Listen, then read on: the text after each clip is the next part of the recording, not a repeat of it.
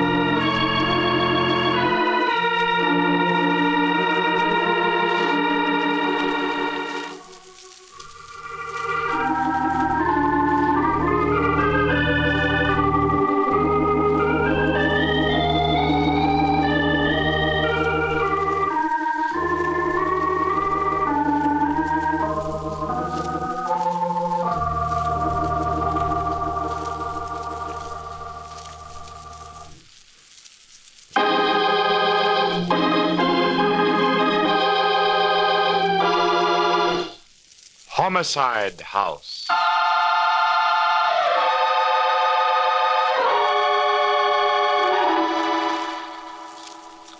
Our story begins late at night in one of the rooms of an exclusive Florida hotel.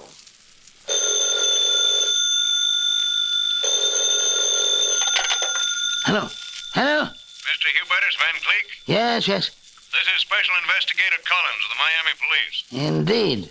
Well, what the devil is the idea of waking a man in the middle of the night? I'm sorry, Mr. Van Cleek, but we have reason to believe that your life is in danger. My life in danger?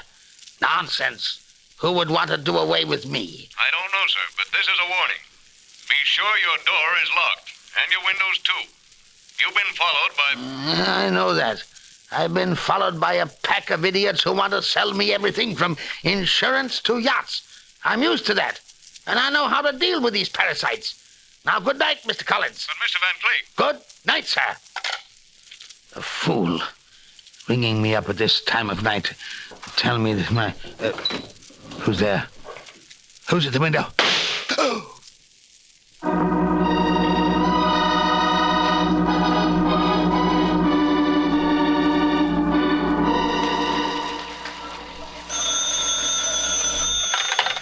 Hanson, managing editor. Oh, it's you, Senator. No, sir, the New York Clarion will not retract that statement. This is an independent newspaper. What? You'll take us to court? Go ahead. We've got all the facts on that waterways project and we can prove them by affidavit. Sorry, Senator, I haven't time to argue with you. I'm a busy man. Hi, Chief. What's doing? Sit down, you two. I've got an assignment I want you to handle together. Say, Chief, if it's about that phony waterways deal, why, that's just my dish. No, Bill, it isn't the waterways project. Oh. You remember the Hubertus Van Cleek murder case down in Florida a couple of weeks ago? Yeah, he was shot in some hotel room. Huh? By a murderer. Murderer's unknown. That's right. Well, as you know, old Hubertus was the last of his line. One of the oldest and wealthiest society families in New York. Yeah, the Van Cleeks had plenty in the sock, all right. And there wasn't even a will. Yes. Now, here's the angle. Every Van Cleek, from Hubertus right back to old Theodore, the original settler, has died by violence. For some reason, not one ever died a natural death. Remember Claudius Van Cleek? Yeah, I've heard about him. He was a little before my time. Wall Street speculator, wasn't he? Yes. Well, he ruined thousands of people in the market. And one of them finally stuck a knife into him. Ah. That left 2 sons and 1 daughter. Hubertus, Hector, and Abigail. Well, we know what happened to Hubertus. But what about Hector and Abigail? Well, back in 1898, they took a boat called the Portland for Europe to escape the disgrace of what their father had done. But the Portland went down in a storm off Cape Cod, and so did Hector and Abigail. Yeah, well, all that's very interesting, Chief, but it's old stuff. What's the story? Now, wait a minute. I'm coming to that. I just got a tip that a syndicate in town is going to tear down the old Van Cleek mansion overlooking the East River and build a new skyscraper on the property. That's just as well. That old mausoleum's an eyesore. It's been boarded up for years. I still don't see. I want the whole Van Cleek story from soup to finger bowls for our Sunday supplement. Hit this mysterious tradition of sudden death in the Van Cleek family hard. Give me plenty of color and the flavor of the past. Go down with Maureen here and take a good look at the old Van Cleek mansion so that you can write about it intelligently. And we'll want pictures. Well, doesn't sound very exciting. Look, Chief, if you'd give us that water... Your assignment, Mr. Foster, is the Van Cleek story. Now get out, and don't slam the door. I knew I should have been a radio commentator. Come on, Maureen.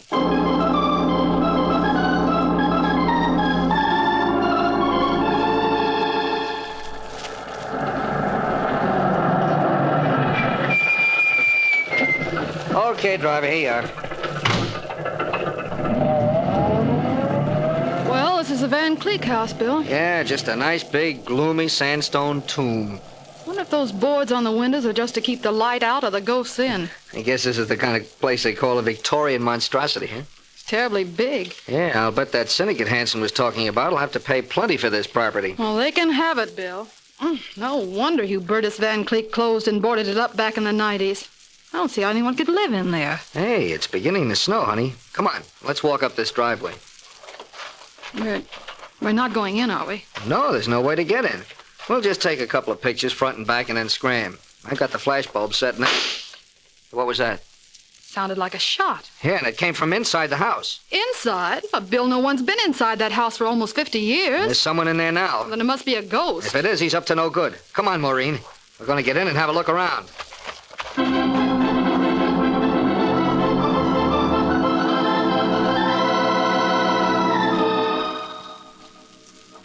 Bill, where are we? Well, in the cellar, obviously. But more than that, in the wine cellar. You smell the champagne? Yes. It's funny how the odor of wine would still be here after 50 years. Bill, is it safe to use your flashlight in here? Well, in view of that shot we heard, no. We've got to see where we're going. Yeah. Nice place for murder, huh? Look at all those spider webs. Why, the place is practically covered with them. Hey, never mind the spider webs. Look at those bottles on the shelves. Champagne, imported. 1876, 1879, Why, the place is loaded with vintages. Yes. But why should we be able to smell the wine? I don't know. We'd better try to find a way upstairs. That's shut.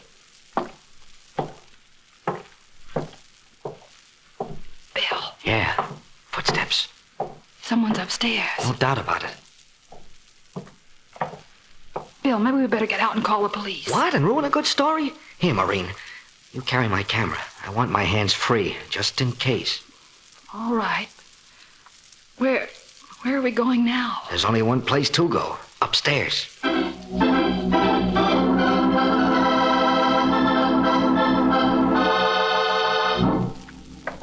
Ah, this must be the door leading to the first floor. Uh-huh. It's open, too. Come on. That door makes enough noise to wake the dead. I'm not worried about the dead. It's that live ghost somewhere in this big Victorian barn that I'm worried about. What kind of a place is this? It's tremendous. Looks like the grand ballroom. Shades of the gay 90s. So this is where the 400 played in the mauve decade. Yeah, gaslight fixtures and all. Oh, those awful statues and statuettes. They're horrible. Yeah, they ought to open this place up as a museum. Hey, here's a neat little piece. Huh. I can carry it in one hand, too. Why? We're chasing a ghost here, remember? And he's got a gun. We haven't. This little stone figure might come in handy. See what I mean? He's up there now, on the second floor. Yeah. And sooner or later, we'll catch up to him.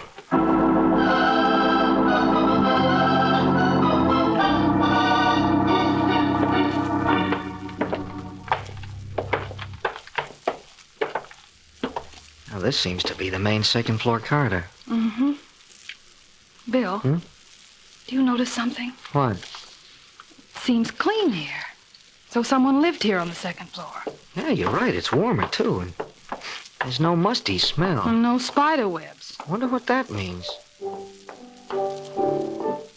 Bill, Well, seems that our friend the ghost not only likes to shoot off guns, but he likes to tickle the ivories, too. Maybe he heard us. Come on, Maureen. This is it. You stay behind me. I'll go first just in case. All right, Bill. But be careful. Yeah, come on.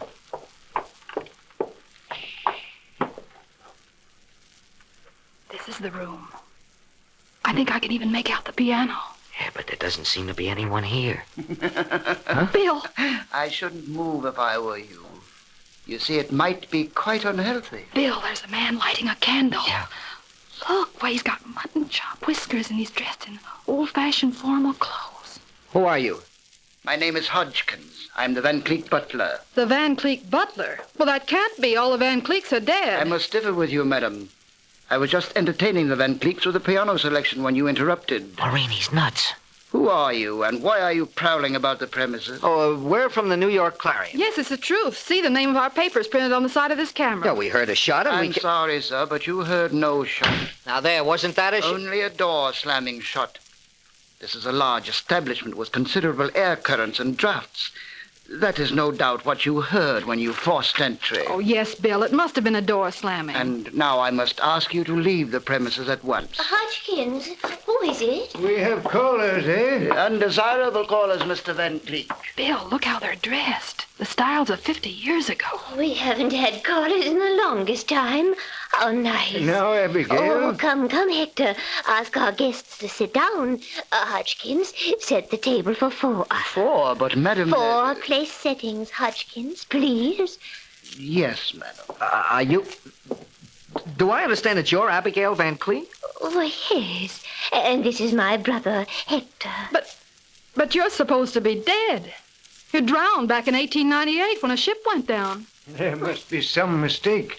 As you see, we're very much alive. We haven't had the pleasure, however... Oh, I'm Bill... Mr. William Foster. Oh. This is Miss Maureen Davis. How We're do both you from the do? New York Daily Clarion. The Clarion? Uh-huh. I've never heard of it. Of course, we read only the Tribune. Is it a new paper? New? I wouldn't exactly say so, Miss Van Cleek. It was started back in 1903. Well, strange. Very strange. This is 1898, isn't it, Hector? Why, of course, my dear. I'm afraid these lovely people are a little confused. Everyone knows it's 1898. Oh, sure, of course. Well, we better be going. Going? Oh, no. I've already given Hodgkins his instructions. You're staying for dinner. Oh, why, I'm afraid we couldn't. Oh, please, we're so lonely. We haven't had any guests in the longest time. Well, We'd be delighted to have you. Say you'll stay. Well, of course. Thank you very much. We'll be glad to. Yeah, thanks very much. Oh, good. Oh, you people are so kind. I must talk to Hodgkins about the dinner at once. Now, I'll go with you, my dear. You'll pardon me, won't you? Oh, sure, of course. Bill, I just can't believe it. Neither can I. What do you mean? I'm still not sure that loud report we heard was a door slamming. It still sounded like a shot to me.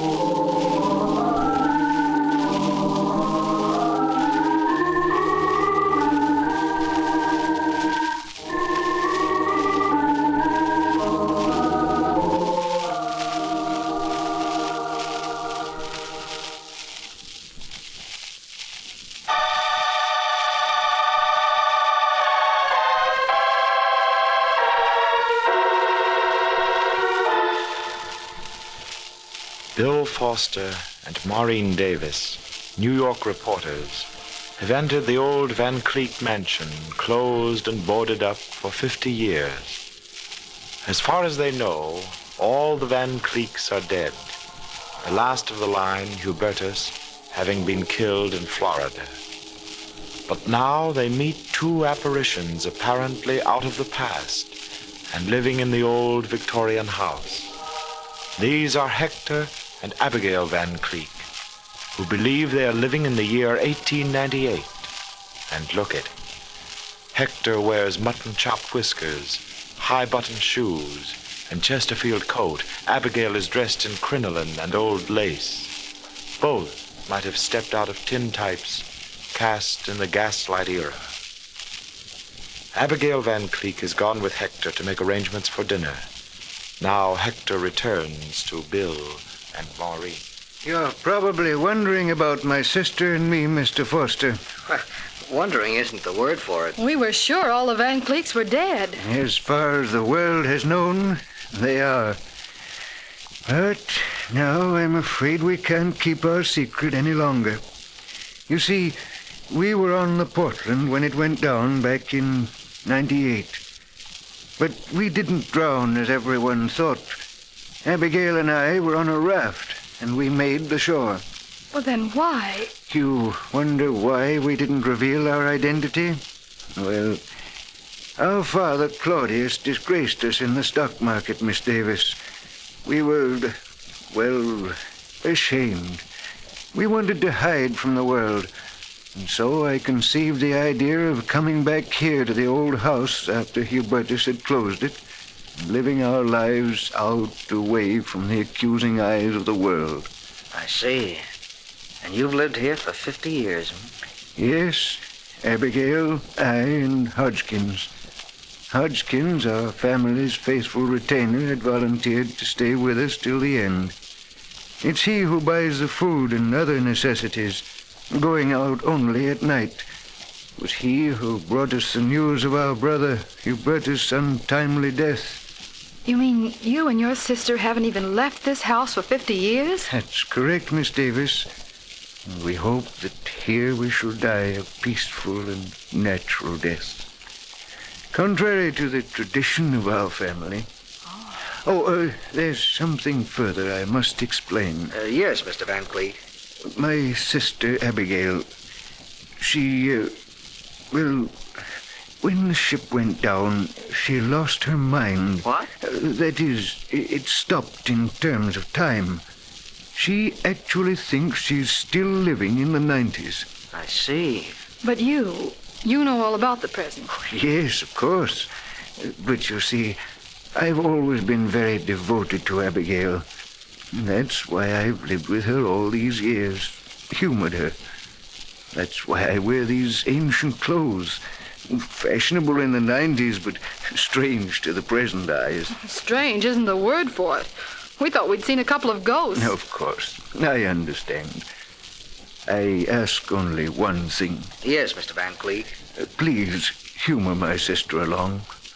Live with her in the past. Even though you know it's ridiculous, I'd appreciate it deeply. Of course, Mr. Van Cleek. Yes, you can depend on us. Thank you. Thank you very much. There you are. I'm so sorry I was delayed. The curry, you know, is such an exacting entree. And, of course, the champagne.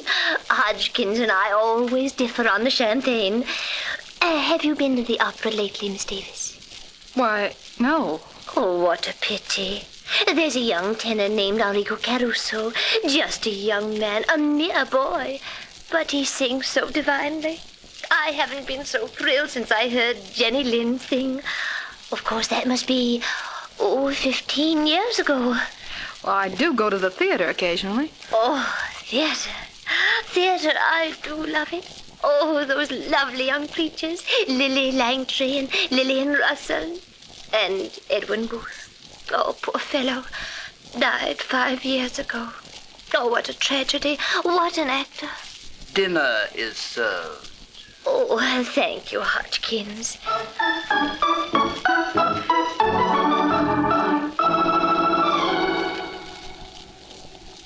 More wine, Miss Davis? Oh, no, thank you, Mr. Van Cleek.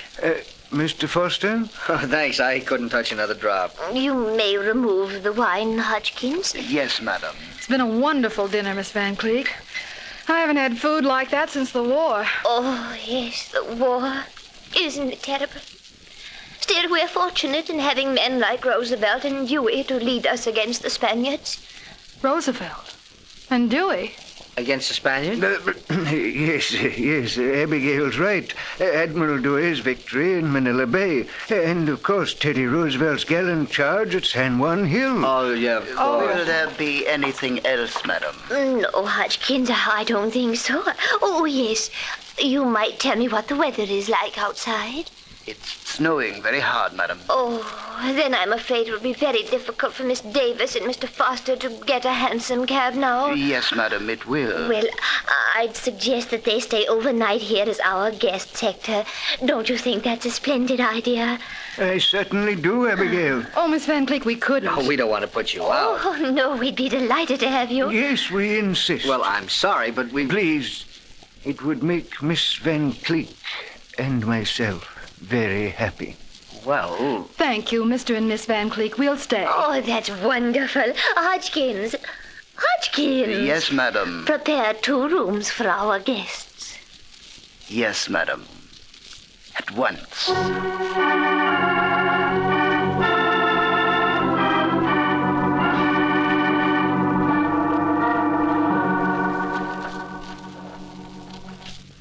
It's incredible, Bill. Those 2 charming people living the life of 50 years ago in this dismal house. Yeah, When we get back to the chief with this story, you'll never believe it. I'm not sure that I do. What do you mean? All may not be as Victorian as it looks. Bill, I don't understand.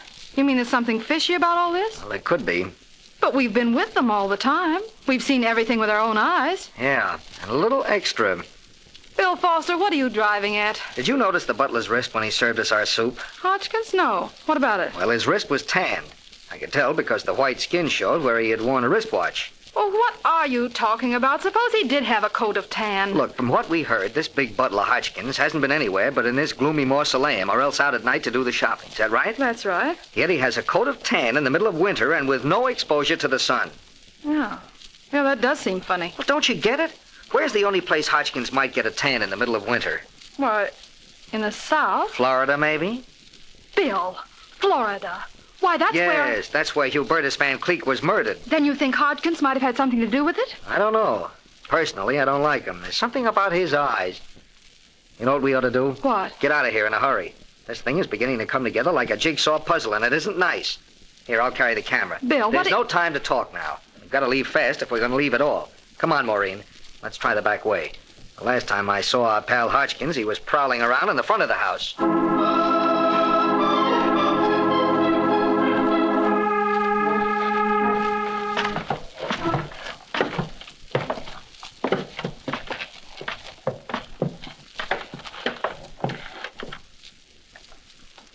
This seems to be the servants' quarters. Yeah, I'll try this door. Maybe it'll lead down into the cellar, and then we can make our getaway the same way we came in. Nope, it's no good. It's locked tight. Here's another door. I'll try it. Bill! Yeah, it's a body. We're standing up in that closet, and when you opened the door, it fell out. Oh, Bill. Keep your chin up, baby. Don't lose your grip. I'm going to take a look. Uh-huh. Bullet hole right through the heart. Then that must have been the shot we heard. There's no doubt about it. That door slam alibi was a phone... Hey, wait a minute. The devil's got identification papers. Well, I'll be... What is it, Bill? This guy's name was Collins. He was a special police investigator for the Miami police. Then he must have followed Hodgkins up here on the Hubertus Van Cleek murder. Precisely, Miss Davis. Huh? And, of course, I had to do away with him. Hodgkins? Yes. Now, don't move, Mr. Foster. This gun works very well, I assure you. So it was you who murdered Hubertus Van Cleek. You're a very clever young man, Mr. Foster. Did you nail him, Hodgkins? Got him cold, Nixon. I guess it's all settled about what we'll do with him. It's all settled, Margie. Nixon. Margie. Yeah, in other words, Hector and Abigail. Pretty clever impersonations, too. Thank you, Mr. Foster. Looks like we'll have to give these 2 nosy newspaper characters the same business we gave that cop, Collins. Yeah, Nixon, looks like. Bill. I'm afraid they've got us, Maureen. Gotta hand it to you, crooks. The neatest inheritance racket I've ever heard about. Inheritance racket? Yeah, this little trio knocked off Hubertus, last of the Van Cleeks. That means that there weren't any existing relatives to claim the Van Cleek fortune, until very recently. That is until Nixon and Margie here brought Hector and Abigail out of a watery grave. That's right. Pretty clever, aren't you, Mr. Foster? Yeah, too smart for his own good, eh, Hodgkins? That's right, Nixon. But, Bill, how could they prove that they were Hector and Abigail Van Cleek? Well, they fooled us, didn't they, baby? It was a beautiful act and a very nice little story. Besides, there was always Hodgkins here to add the final clincher. Oh, you know that too, Mr. Foster. Yeah, I took the trouble to read a few old clippings down at the Clarion Morgue. You really were the Van Cleek butler. As the faithful family retainer, you could positively identify these two phonies here as Hector and Abigail Van Cleek. Then ring yourself in on a nice three-way split on the dough. No use wasting any more time, Hodgkins. Let them have it. Yeah, we'll have our work cut out to bury them in the cellar. Bill. Steady, baby. I've shot plenty of people with this camera of mine, but this is the first time I've ever been on the receiving end of a... Put that camera down. Quick, let them have it. The flashbulb light! This one's for you, Hodgkins. Hodgkins, your gun on the floor. Maureen, his gun. Hey, don't fix it. I've got the gun, Bill. Okay, let me have it. Well, isn't this fun? Oh, Hodgkins, you fool. You really couldn't help it, Abigail, or rather, Margie. That flashbulb in my camera just went off and blinded him. Bill, you're wonderful. Thanks, baby. Now, if you'll hurry out for the police, I'll keep these characters entertained. And, don't forget to phone the chief an exclusive on this first. I won't. Are you sure you'll be all right, Bill? Oh, I'll be all right. But if any of these lovely people try anything, they'll die a real Van Cleek death by violence. Premeditated.